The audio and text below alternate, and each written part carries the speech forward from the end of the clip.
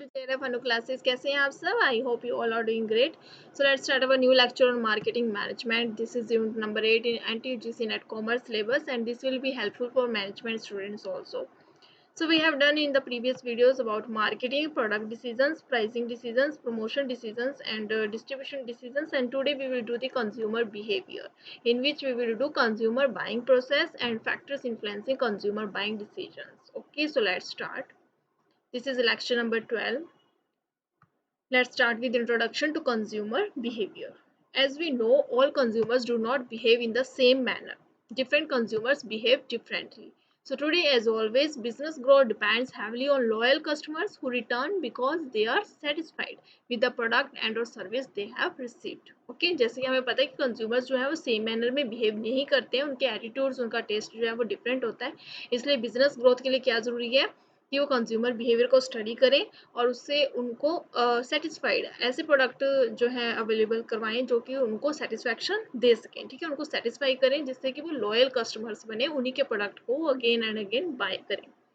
So the study of consumers helps firms improve their marketing strategies by understanding how consumers think, feel, reason, and select between different alternatives, right?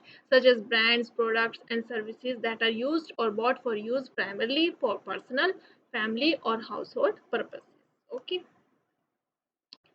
So next is meaning of consumer behavior. Consumer behavior consists of the actions of consumers in the marketplace and the underlying motives for those actions. Okay, consumer behavior में क्या आता है? Actions of consumers. जो भी market place में कोई consumer actions लेता है, जब वो बाइंग डिसीजन लेता है तो उसको हम कहते हैं consumer behaviour.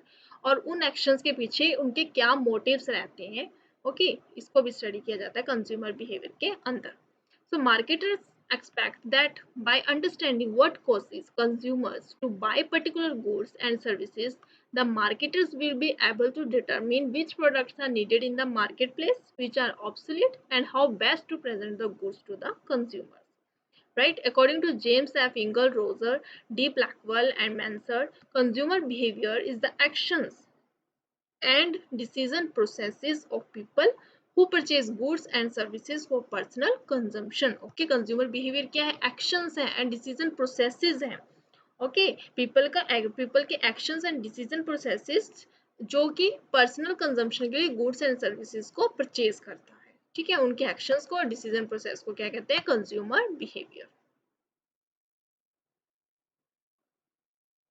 Now participants in the purchase decision. कौन कौन से पार्टिसिपेंट्स होते हैं परचेज डिसीजन के अंदर?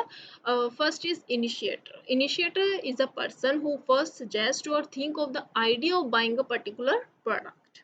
राइट, जो सबसे पहले सजेस्ट करता है, सोचता है किसी प्रोडक्ट को बाय करने के बारे में, उसको बोलते हैं initiator. Second is influencer. Influencer is the person who intentionally or unintentionally influences the decision to buy the actual purchase. उसको कहते हैं इन्फ्लुएंसर. चाहे तो वो इंटेंशनली इन्फ्लुएंस करे या फिर अनइंटेंशनली इन्फ्लुएंस करता है एक्चुअल परचेज के डिसीजन को. ओके, थर्ड आ जाता है आपका decider. Decider is the person who makes the ultimate purchase decision. Okay, जिसने कि डिसीजन ले लिया कि इस प्रोडक्ट को बाय किया जाएगा, वो होता है decider. And buyer is a person who actually makes the purchase. Okay, जो एक्चुअली परचेज करता है, ओके, उसको हम कहते हैं buyer. And fifth is user. User is the person who actually uses और कंज्यूम्स द प्रोडक्ट, उसको बोला जाता है यूजर.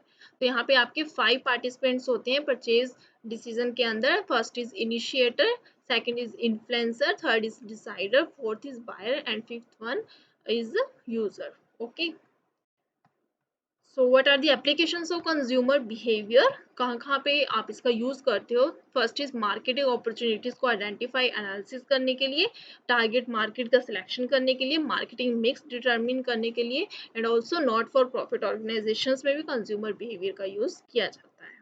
राइट, नेक्स्ट आ जाता है आपका टाइप्स ऑफ बाइंग डिसीजंस. कितने टाइप के होते हैं? 4 टाइप्स के होते हैं. First is complex buying behaviour, जिसमें कि कंज्यूमर्स की हाई इन्वॉल्वमेंट रहती है और उनके जो ब्रांड्स होते हैं उसमें भी सिग्निफिकेंट डिफरेंसेस रहते हैं. लाइक आपने कार बाय करनी है तो उसमें आपकी हाई इन्वॉल्वमेंट होना जरूरी है, और ब्रांड्स में भी आपको पता है कि सिग्निफिकेंट डिफरेंसेस होते हैं. तो वहाँ पे जो आपका बाइंग बिहेवियर होगा वो कैसा होता है? कॉम्प्लेक्स होता है. सेकंड आ जाता है आपका डिसोनेंस रिड्यूसिंग बाइंग बिहेवियर, ठीक है, जहाँ पे क्या होते हैं हाई इन्वॉल्वमेंट तो रहती है लेकिन ब्रांड्स के अंदर फ्यू डिफरेंसेस होते हैं, बहुत ज़्यादा डिफरेंस नहीं होते हैं। जैसे आपने घर के लिए कोई कारपेट बाय कर लिया, कोई टाइल्स बाय कर ली, ठीक है, तो इसको कहा जाता है dissonance reducing buying behaviour. Third one आ जाता है आपका variety seeking behaviour. Variety seeking behaviour में भी आपकी कंज्यूमर्स की मीन्स लो इन्वॉल्वमेंट रहती है, ओके, लेकिन इनके ब्रांड्स में क्या होता है सिग्निफिकेंट डिफरेंस होता है, बहुत ज़्यादा डिफरेंस होता है, ओके। तो इसको बोलते हैं हम वैरायटी सीकिंग बिहेवियर। लाइक आपने कोई डेली कंजम्पशन की कोई थिंग है, ठीक है, लाइक बिस्किट्स हैं, ओके, आपने जो उसकी वैरायटी चेंज करने के लिए आपने सोचा कि आज कोई दूसरी वैरायटी जो है वो ट्राई कर ली जाए, तो वहाँ पे आपकी क्या है लो इन्वॉल्वमेंट है, ओके, जस्ट आप वैरायटी चेंज करना चाहते हो किसी प्रोडक्ट की, इसलिए आपने अपना बिहेवियर जो है वो चेंज किया है, कोई और प्रोडक्ट आप बाय कर रहे हो, तो वहाँ पे सिग्निफिकेंट डिफरेंस तो होगा ब्रांड्स के अंदर लेकिन आपकी इन्वॉल्वमेंट लो रहती है। एंड फोर्थ वन आ जाता है habitual buying behaviour. Habitual buying behaviour जैसे कन्वीनियंस गुड्स होते हैं, लाइक सॉल्ट हो गया, ओके, सोप्स हो गई, ये सब हैबिचुअल बाइंग बिहेवियर है जहाँ पे आपकी लो इन्वॉल्वमेंट रहती है और ब्रांड्स में भी फ्यू डिफरेंस होता है, कोई ज़्यादा डिफरेंस नहीं होता, ओके, इसको बोलते हैं हैबिचुअल बाइंग बिहेवियर। तो फोर टाइप्स के बाइंग डिसीजंस होते हैं जो कि कंज्यूमर लेता है।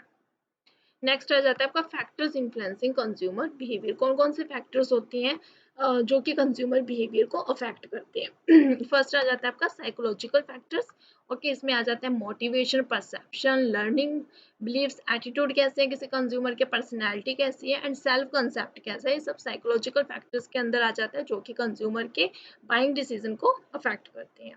एंड सेकंड आ जाता है आपका पर्सनल फैक्टर। पर्सनल फैक्टर में age and life cycle stage, occupation कैसा है, एजुकेशन कैसी है, इकोनॉमिक सिचुएशन कैसी है किसी कंज्यूमर की, ये सभी फैक्टर्स इफेक्ट करेंगे कंज्यूमर बिहेवियर को। थर्ड आ जाता है आपका सोशल फैक्टर। सोशल फैक्टर्स में हाउस होल्ड टाइप कैसा है किसी कंज्यूमर का, रेफरेंस ग्रुप उसका कैसा है और किस तरह से वो अफेक्ट कर रहे हैं कंज्यूमर को, ठीक है, कैसा प्रभाव डाल रहे हैं, और उसी के अकॉर्डिंग कंज्यूमर का लाइफस्टाइल चेंज होता है। एंड सोसाइटी में रोल एंड स्टेटस कैसा है कंज्यूमर का, उसके कारण भी वो वैसा ही बिहेव करता है। एंड नेक्स्ट आ जाता है आपका बायर्स रिस्पॉन्सेज। किसी बायर ने जब किसी प्रोडक्ट को बाय किया और उसके बाद उसका कैसा रिस्पॉन्स आता है तो वो भी इफेक्ट करेगा कंज्यूमर के कंज्यूमर बिहेवियर को, ओके, लाइक प्रोडक्ट सर्विस कैसी मिली है, category selection, brand selection, reseller selection, purchase timing कैसा है, रीपरचेज इंटरवल कैसे, परचेज अमाउंट क्या है, ठीक है, ये सभी बायर्स के रिस्पॉन्सेज के फैक्टर्स हैं जो कि इफेक्ट करते हैं कंज्यूमर बिहेवियर को। And next is culture. Culture में कल्चर आ जाएगा, ठीक है, किसी कंज्यूमर का, एंड वहाँ का सब कल्चर कैसा है और उसकी सोशल क्लास कैसी है, तो वो सब भी कल्चरल फैक्टर्स के अंदर आ जाते हैं जो कि कंज्यूमर्स को अफेक्ट करते हैं। And next is environmental influences. Environmental में इकोनॉमिक, टेक्नोलॉजिकल, पॉलिटिकल, ये भी कुछ फैक्टर्स होते हैं जो कि लाइफस्टाइल चेंज करते हैं कंज्यूमर्स की और उनको अफेक्ट करते हैं उनके कंज्यूमर बिहेवियर में। And marketing programmes, like marketing objectives क्या है, मार्केटिंग स्ट्रेटजी कैसी है एंड मार्केटिंग मिक्स कैसा बनाया है किसी बिजनेस ने, तो ये सब मार्केटिंग प्रोग्राम्स भी किसी बिजनेस के कंज्यूमर्स के बाइंग बिहेवियर को अफेक्ट करते हैं, राइट। तो ये सब है factors influencing consumer behaviour. Next आ जाता है आपका कंज्यूमर डिसीजन मेकिंग प्रोसेस। तो फाइव स्टेजेस होते हैं जिससे गुजर कर कोई कंज्यूमर जो है अपना डिसीजन लेता है किसी प्रोडक्ट को बाय करने के लिए। First is need recognition, okay, the first step is to realise recognise the need. Second is search for information, check what kind of products can be used to satisfy the need, okay, जब किसी consumer को पता चल गया कि उसको किसी product की नीड है, कुछ उसको सेटिस्फाई करनी है अपनी नीड, ठीक है, तो उसके लिए वो क्या करेगा, सर्च करेगा कि किन किन प्रोडक्ट्स के थ्रू जो अपनी नीड को फुलफिल कर सकता है, सेटिस्फाई कर सकता है। सर्च फॉर इन्फॉर्मेशन किया, थर्ड स्टेप में इवैल्यूएशन किया अल्टरनेटिव्स को, ठीक है, the consumers now evaluates all products and brands which satisfy his needs. Fourth is purchase decision, okay, then वो इवैल्यूएट करके क्या करता है, अप्रोप्रिएट परचेज करता है, okay. And fifth is post purchase evaluation, after the purchase is made the consumer analysis if he has made the right decision, okay, in case if he realizes that he has made the wrong decision he faces cognitive dissonance, okay, क्या आता है अगर वो wrong decision ले ले तो cognitive dissonance हो जाती है उसको, लेकिन if he has made the right decision he faces delight, then उसको क्या मिलता है, कंज्यूमर को डिलाइट मिलता है, तो ये पोस्ट परचेज इवैल्यूएशन होता है, ओके। तो ये फाइव स्टेजेस है, need recognition, search for information, evaluation of alternatives, purchase decision and post purchase evaluation, right. Next आ जाता है जी आपका ये जो कंज्यूमर्स डिसीजन मेकिंग प्रोसेस है, इनको ये सारे फैक्टर्स जो हैं कल्चरल, सोशल, इंडिविजुअल, कल्चरल, ये सारे के सारे क्या करते हैं इफेक्ट डालते हैं, जिसके थ्रू ही ये कंज्यूमर बाय और डू नॉट बाय का डिसीजन लेते हैं। नेक्स्ट आ जाता है कंज्यूमर बिहेवियर मॉडल्स। ओके, ये टू टाइप्स के होते हैं, first is traditional and contemporary models. तो ट्रेडिशनल में आ जाता है आपका economic model, learning model, psychoanalytical model, sociological model, and contemporary में Howard Sheth model, Nicosia model, stimulus response model, and Engel Kollat Blackwell model. Okay, first आ जाता है economic model. In this model, consumers follow the principle of maximum utility based on the law of diminishing marginal utility. Okay, the consumer wants to spend the minimum amount for maximizing his gain. यही पढ़ते हैं हम law of diminishing marginal utility में कि spend तो minimum करना चाहता है consumer, लेकिन gain उसको ज़्यादा चाहिए. Okay, तो ज़्यादा gain के लिए भी थोड़ा spend करता है, right? तो इसमें 3 फैक्ट आ जाते हैं जो कि इफेक्ट करते हैं कंज्यूमर बिहेवियर को। फर्स्ट इज प्राइस इफेक्ट, जितना कम प्राइस होगा किसी प्रोडक्ट का उतनी ही ज्यादा क्वांटिटी कोई कंज्यूमर बाय करेगा। देन आ जाता है आपका सब्सटीट्यूशन इफेक्ट, जितना ज्यादा सब्सटीट्यूट प्रोडक्ट का कम प्राइस होगा तो ओरिजिनल प्रोडक्ट को उतना ही कम बाय किया जाएगा, ठीक है, सब्सटीट्यूट प्रोडक्ट को ज्यादा बाय करेगा। एंड थर्ड आ जाता है आपका इनकम इफेक्ट, जितनी ज्यादा इनकम होगी उतनी ही ज्यादा मोर मनी किसी कंज्यूमर के पास होगी, उतनी ज्यादा वो क्वांटिटी जो है वो परचेज करता है। ओके, तो ये 3 फैक्टर आ जाते हैं आपके इकोनॉमिक मॉडल के अंदर, जिसके थ्रू कंज्यूमर बिहेवियर जो है कोई प्रोसेस करता है, ठीक है, किसी प्रोडक्ट को बाय करने में। नेक्स्ट आ जाता है आपका learning model of consumer behaviour. Learning model में कहा जाता है कंज्यूमर्स जो है अपनी नीड्स के अकॉर्डिंग उसको मोटिवेशन मिलती है और उसके थ्रू वो अपनी नीड्स को फुलफिल करता जाता है। ओके, तो एक ड्राइव आती है, ड्राइव उसकी इंटरनल स्टिमुलस होती है, उसको मोटिवेशन मिलता है कि हाँ मुझे किसी प्रोडक्ट की नीड है, ठीक है, जिसको कि सेटिस्फाई करना है। देन उसको क्यूज मिलते हैं, स्टिमुलस होते हैं, बहुत सारे फैक्टर्स होते हैं जिसको अफेक्ट करते हैं, एंड देन वो उसके थ्रू देन वो रिस्पॉन्स लेता है, ठीक है, कि वो बाय करता है किसी प्रोडक्ट को या नहीं बाय करता है, वो जैसे फैक्टर्स उस पर इफेक्ट करते हैं उसके थ्रू वो रिस्पॉन्स करता है, राइट। नेक्स्ट आ जाता है आपका psycho analytical model of consumer behaviour. इसमें 3 आपकी कंडीशंस आ जाती हैं जहाँ पे आपका कॉन्शियस और सबकॉन्शियस माइंड जो है वो वर्क करते हैं। फर्स्ट इज आईडी स्टेज आती है, यहाँ पे ऐसे फोर्सेस आते हैं जहाँ पे कि आप अपने इमोशंस को कंट्रोल नहीं कर पाते हो, ठीक है, नो टेंशन, कोई एंजाइटी नहीं होती, कोई टेंशन नहीं होती, आपको कोई प्रोडक्ट जो है वो लेना है तो वो आप बाय कर लेते हो। ओके, देन आती है आपकी ईगो स्टेज। ईगो में आपकी वैल्यूज यहाँ पे थॉट्स यहाँ पर आपके बन जाते हैं। ओके, और यहाँ पे आप कॉम्प्रोमाइज करना सीखते हो ईगो में, ठीक है, ये बेटर स्टेज होती है ईगो स्टेज, जहाँ पे आप कॉम्प्रोमाइज करना सीखते हो और अपनी वैल्यूज जो यहाँ पे आप डेवलप कर लेते हो। देन सुपर ईगो आती है जहाँ पे आप अपनी नॉर्म्स के आगे कुछ सोचते ही नहीं हो, यहाँ पे आप जजमेंट यहाँ पे आ जाती है। सुपर ईगो में आपको पता लग जाता है कि क्या रोंग है क्या राइट है। ओके, तो ये आती है सुपर ईगो स्टेज, सुपर होती है। ओके, यहाँ पे कोई कॉम्प्रोमाइज नहीं चलता, इसलिए बेटर स्टेज ईगो ही मानी जाती है, तो जहाँ पे आप कॉम्प्रोमाइज कर पाते हो, राइट। तो ये 3 स्टेजेस आती हैं जहाँ पे आपके कॉन्शियस सबकॉन्शियस माइंड है, उनकी फोर्सेस जो हैं वो फोर्स करती हैं और उसी के अकॉर्डिंग आप कंज्यूमर जो है कोई बिहेव करता है। ओके, नेक्स्ट आ जाता है आपका sociological model of consumer behaviour, जहाँ पे सोसाइटीज के जो कुछ फैक्टर्स होते हैं जो कि इफेक्ट करते हैं कंज्यूमर के बिहेवियर को, लाइक तो यहाँ पे आ जाता है आपका फर्स्ट स्टिमुलस होती हैं जो कि इनपुट का काम करती हैं, यहाँ पे purchasing power, internal individual factor, social cultural factors, marketing mix, environmental factor, ये सारे सारे फैक्टर्स जो है स्टिमुली का काम करते हैं, इनपुट का काम करते हैं, जिसके थ्रू आगे आपके माइंड में प्रोसेसिंग होती है। ओके, आपको परसीव्ड होती है, कोई वांट डिजायर इंफॉर्मेशन सर्च करते हो, अल्टरनेटिव वैल्यूएशन करते हो, परचेज या नो परचेज डिसीजन आप लेते हो। ओके, देन आप इनके थ्रू क्या करते हो, आगे रिस्पॉन्स लेते हो। Okay, person to buy, not to buy a goods और service, product use behaviour and post purchase reflection यहाँ पे आपको दिखता है रिस्पॉन्स के अंदर, ठीक है। तो ये 3 आपके प्रोसेस आ जाते हैं सोशियोलॉजिकल में। स्टिमुली इनपुट का काम करते हैं सारे के सारे फैक्टर, देन आप प्रोसेसिंग करते हो, एनालिसिस करते हो, देन आप रिस्पॉन्स करते हो। ये होता है आपका sociological model.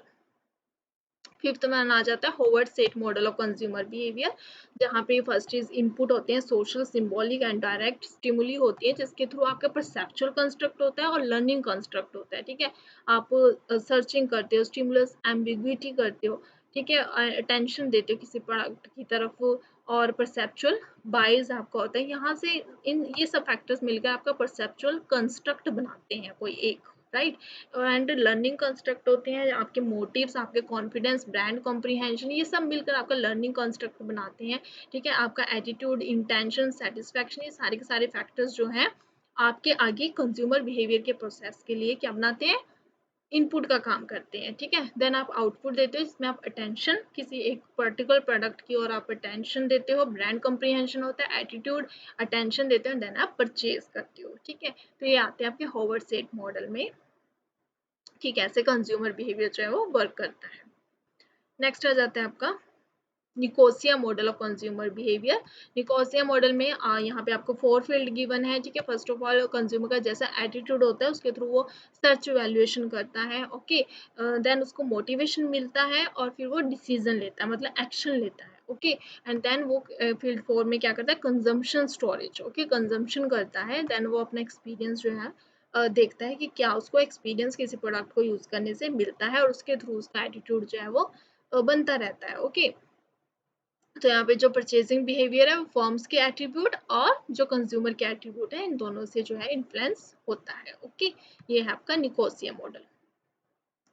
Next is stimulus response model of buyer behaviour. स्टिमुलस में मार्केटिंग स्टिमुली आ जाती है, अदर स्टिमुलीज होती हैं जो कि कंज्यूमर को अफेक्ट करती है। मार्केटिंग में प्रोडक्ट, प्राइस, प्रमोशन, प्लेस, ये सब जैसे होंगे, प्रोडक्ट की क्वालिटी जैसी होगी, प्राइस जैसे होगा, प्रमोशन जैसे होगा, प्लेस जैसे होगा, ये सारे फैक्टर्स जो है वो अफेक्ट करेंगे बायर के बिहेवियर को। ओके, अदर स्टिमुलीज भी आ जाती है, इकोनॉमिक, पॉलिटिकल, सोशल, टेक्नोलॉजिकल, जो भी इन्वायरमेंट से एक्सटर्नल इन्वायरमेंट से रिलेटेड है। ठीक है, ये सारे स्टिमुलीज भी बायर बिहेवियर को अफेक्ट करते हैं। तो इससे बायर की characteristics and buyer decision making process चलता है। ओके, बायर देन रिस्पॉन्स करेगा, वो प्रोडक्ट की चॉइस इन्हीं के अकॉर्डिंग करेगा, ब्रांड चॉइस करता है, detail choice, dealer choice, purchase timing, purchase amount, purchase frequency, ये सब बायर के रिस्पॉन्सेज जो है इन्हीं स्टिमुलस के दौरान बनते हैं। ओके, तो ये है आपका stimulus response model of buyer behaviour.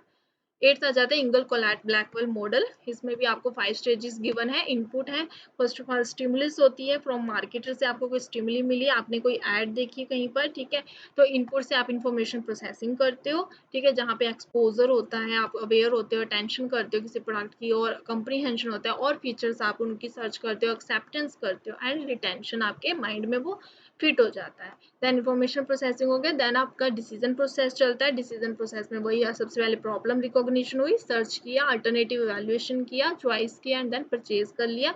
And then post purchase में आपका आउटकम्स आ जाता है, सेटिस्फेक्शन होते हैं या फिर डिससेटिस्फेक्शन होती है। ओके, और ये डिसीजन प्रोसेस है, इसको डिसीजनल वेरिएबल्स और एक्सटर्नल फैक्टर्स जो हैं ये सब इफेक्ट करेंगे। Decisional like personal factors, beliefs, motives, attitude, lifestyle. Okay, ये सारी की सारी स्टेजेस पे जो भी डिसीजन प्रोसेस की स्टेजेस आती रहेंगी उन सब पे ये डिसीजनल वेरिएबल्स जो है इफेक्ट करेंगे। ठीक है, और एक्सटर्नल फैक्टर्स भी इनको इफेक्ट करेंगे, like cultural norms, social class, reference group, family influence and unexpected circumstances, ये सब के सब इनको इफेक्ट करते हैं डिसीजन प्रोसेस को। ठीक है, तो ये 5 स्टेजेस है, problem recognition, search, alternative valuation, choice, purchase and outcomes. ठीक है, सेटिस्फेक्शन और डिससेटिस्फेक्शन।